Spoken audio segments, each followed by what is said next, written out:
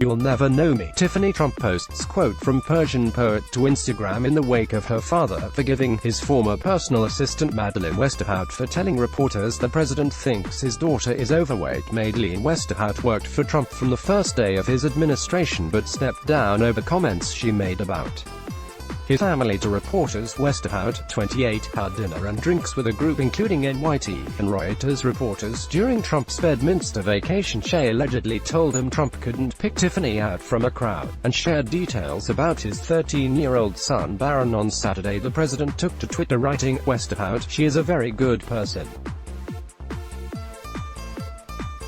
She called me yesterday to apologize, had a bad night." Added, "I fully understood and forgave her.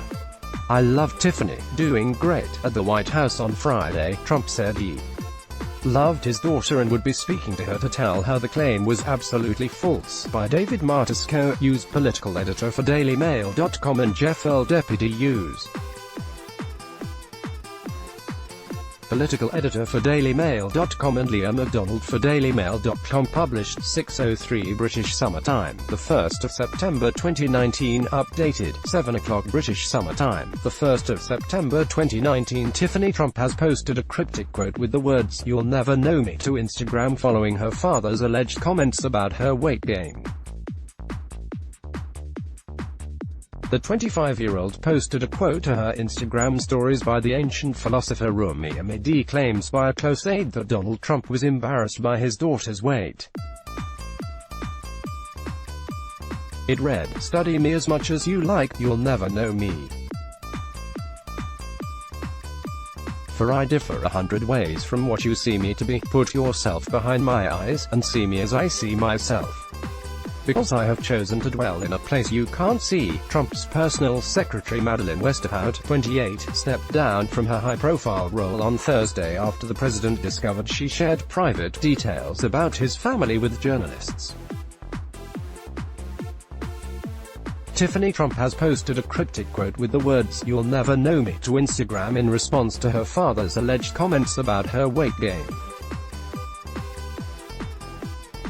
She posted this picture of herself to Instagram on August 24. The 25-year-old posted a quote to her Instagram stories by the ancient philosopher Rumi amid claims by a close aide that Donald Trump was embarrassed by his daughter's weight. Westerhout reportedly blabbed that Trump does not like to be photographed with his daughter Tiffany because she is overweight. The president said she had spoken about his children and called what she said a little hurtful. Trump also insisted the comments were absolutely false, and called Tiffany a wonderful person. When asked if what Westerhout had claimed was true on Friday, during an off-the-record dinner, Westerhout, 28, also spoke to reporters about his 13-year-old son Barron. The president took to Twitter on Saturday morning, tweeting, "While Madeleine Westerhout has a fully enforceable confidentiality agreement, she is a very good person and I don't think there would ever be reason to use it. She called me yesterday to apologize, had a bad night. I fully understood and forgave her. I love Tiffany, doing great." Minutes later he added, "Yes, I am currently suing various people for violating the confidentiality agreements. Disgusting and foul-mouthed. Omarosa is one. I gave her every break, despite the fact that she was despised by everyone, and she went for some cheap money from a book." Numerous others also scroll down for video. The president took to Twitter on Saturday morning to say he forgives his former personal assistant. Donald Trump's personal assistant Madeleine Westerhout told reporters he thinks his daughter Tiffany is overweight and does not want to be photographed with her. Tiffany Trump, 26, is Donald Trump's second daughter from his marriage to Kamala, with whom she was spending time with in New York this week. Westerhout resigned from the White House on Thursday, more than a week after the dinner took place. After details about what she had said came to light, Trump said that he loves his daughter Tiffany. Speaking on the White House South Lawn Friday before flying to Camp David for the weekend, the president said the claim was absolutely false. He praised Tiffany as a great person, saying he planned to speak to her later and called what was said hurtful. He said Westerhout had called him to say she had been drinking when she spoke to White House correspondents at an off-the-record dinner. At the dinner, Westerhout reportedly also spoke about Trump's youngest son Barron and the president's eating habits, according to the New York Times. She also reportedly told journalists that she had a better relationship with Trump than his daughters, Tiffany and Ivanka. She aired her claims about the president's family over drinks with members of the media who Trump regularly lambasts as the fake news. Politico revealed, "I love Tiffany." Trump spoke of his affection for his second daughter as it was revealed his personal assistant resigned after telling reporters he thought Tiffany was overweight. Madeleine Westerhout is seen with the Thanksgiving turkey in one of her Twitter photos, posted November 21, 2017 and captioned, "It's almost time for the national turkey pardoning. Will it be wishbone or drumstick?" Madeleine Westerhout is seen in one of her Twitter photos, posted March 8, 2017 and captioned, "We are making America great again." But Trump called the situation unfortunate and said Westerhout had called him to apologize. Asked by DailyMail.com if he had spoken to his daughter since the astonishing claims surfaced about how he views her, he said, "We have a call in, she's going to be calling me back as soon as we get to Camp David." When DailyMail.com asked what he would tell Tiffany, he said, "I'm going to say it's just absolutely false. She's a wonderful person. She's studied so hard, she's a great student, and she's such a great person, so I look forward to talking to her. I'll be talking to her as soon as I get, and I love Tiffany. Tiffany's a great person." He also said he had spoken to Westerhout who, according to the book, American Carnage by Tim Alberta, he was fond of referring to as "my beautiful beauty." "I really think she had a bad night," he said. "She said she was drinking. And the whole thing was very unfortunate, and I think the press is very dishonest, because it was supposed to be off the record." Public affection. Donald Trump said he was going to be speaking to Tiffany as soon as he landed at Camp David and had already spoken to Westerhout's first daughter. Tiffany Trump was last seen stepping out in New York this week. The president's younger daughter is studying law at Georgetown University School of Law. Donald Trump took his younger daughter Tiffany to church for Easter service in Palm Beach with her stepmother Melania. Madeleine Westerhout is reported to have bragged that she was closer to Trump than both Tiffany and Ivanka, who was seen leaving home in Washington, D.C. on Thursday. But still, you don't say things like she said, which were just a little bit hurtful to some people. Asked if it was true that he did not want to be seen with Tiffany, he said, "Tiffany is great. I love Tiffany. I love Tiffany." He later added of Westerhout, "She's a very good person and I always thought she did a very good job." He added, "Of course the press breaks off the record all the time." Westerhout's disgrace had begun on Thursday night when the New York Times first reported her abrupt and unexpected departure and said it followed an off-the-record dinner with reporters in New Jersey while the president was vacationing at his Bedminster Golf Club. Senior staffers sometimes dine with reporters in such off-the-record sessions when the president travels, with the understanding that what is said is never to be published. The after-hours confab that reportedly got Westerhout booted has been revealed to include White House correspondents from The Washington Post, Reuters, The Wall Street Journal and Bloomberg News, according to Politico. That aged well. What Westerhout said about another leak earlier this year. Westerhout wished Trump a happy birthday. In this post from 2017 in a circle, Westerhout left, with former White House press secretary Sarah Sanders had unprecedented access to the president and served as his gatekeeper. But now joins a long list of departures. They are among the outlets that send reporters to travel most regularly with the president. The dinner was at Graham.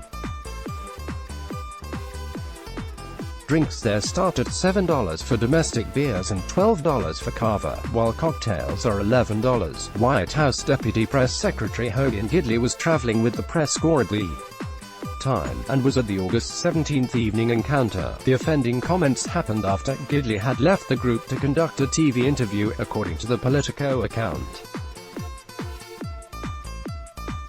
The comments made their way back to the White House, prompting Westerhout's ouster. The revelation of what Westerhout told reporters was seized on by Trump allies to further his war with the mainstream media. Arthur Schwartz, who fields inquiries On behalf of the president's eldest son, Donald Trump Jr., tore into Washington Post journalist Phil Rucker on Friday and pegged him as having violated an off-the-record agreement at the dinner, which his employer denied. Hogan Gidley, the White House deputy press secretary, was at the dinner with reporters but left, and it is reported that Westerhout then spoke about the president's family, so Philip Rucker violated an off-the-record agreement over this. Absolutely p*** poor judgment, he tweeted. Schwartz sent out a text he purportedly received from another reporter asking him if he had a few minutes to talk off the record. This text was not from Rucker. It was from a reporter at another outlet reaching out about something completely unrelated to politics. Schwartz wrote, "Rucker did some serious damage to his profession. None of these people can be trusted. I'm sure they'll find a way to blame POTUS for this, using an acronym for the president." The newspaper's national editor Stephen Ginsburg defended the correspondent, who regularly speaks to Trump while covering the White House beat. He called him one of the best and most scrupulous reporters in the news business, adding, "He has always acted with the utmost honor and integrity and has never violated Washington Post standards or policies." Westerhout had unprecedented access to Trump and served as his gatekeeper. In February, when Trump's personal schedule was leaked, she took to Twitter to call it a disgraceful breach of trust. Gaffe venue, The Grain. The wine list starts at $12 for cava, $7 for bottled beers including Bud Light and Budweiser, and cocktails start at $11 for a bourbon milk punch. Apt advice. Madeleine Westerhout spilled the Trump family secrets over drinks at Grain.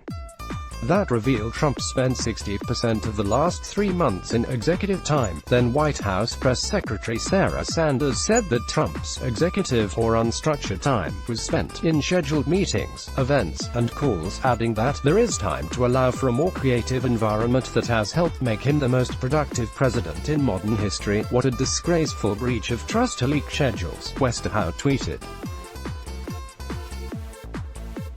What these don't show are the hundreds of calls and meetings that real Donald Trump takes every day. This POTUS is working harder for the American people than anyone in recent history. Before Westerhout became Trump's personal secretary, she worked first for the Mitt Romney 2012 campaign, then the Republican National Committee, assisting its chief of staff Katie Walsh. But earlier this year, it was reported that she had been in tears when Trump won, something which made others in the West Wing question her loyalty. When the election ended, she joined Walsh in New York. There the RNC chief of staff had Madeleine begin escorting visitors to Trump Tower, through the press and security in front. "Katie wanted me to make sure that these important people got inside the building and where they needed to be," she told CNN, and then the president-elect wanted to make sure all of his meetings were very transparent, so it became a little bit more public than I originally thought it was going to be. Trump's high-profile departure lounge here are just some of the top officials who have left Trump's administration, and when their departures were announced, 2017 Inauguration Day was January 20th, January 31st, Acting Attorney General Sally Yates February 13th, National Security Advisor Michael Flynn March 30, Deputy Chief of Staff Katie Walsh April 9th, Deputy National Security Advisor K.T.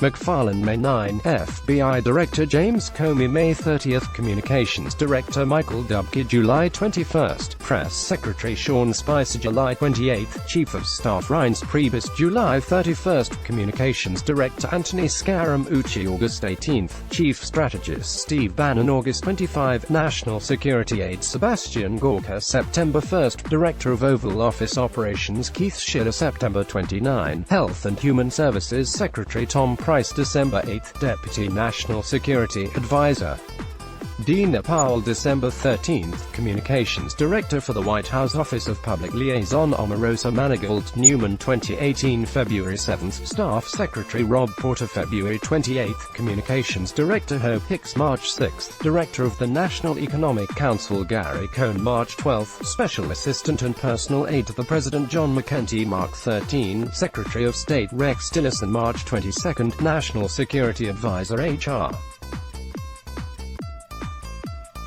McMaster March 28, Veterans Affairs Secretary David Shulkin April 10, Homeland Security Advisor Tom Bossert April 11, Deputy National Security Advisor Nadia Shada April 12, Deputy National Security Advisor Ricky Waddell May 2. White House Attorney Ty Cobb June 5. Communications Aide Kelly Sadler July 5. Environmental Protection Agency Administrator Scott Pruitt August 29. White House Counsel Don McGahn October 9. UN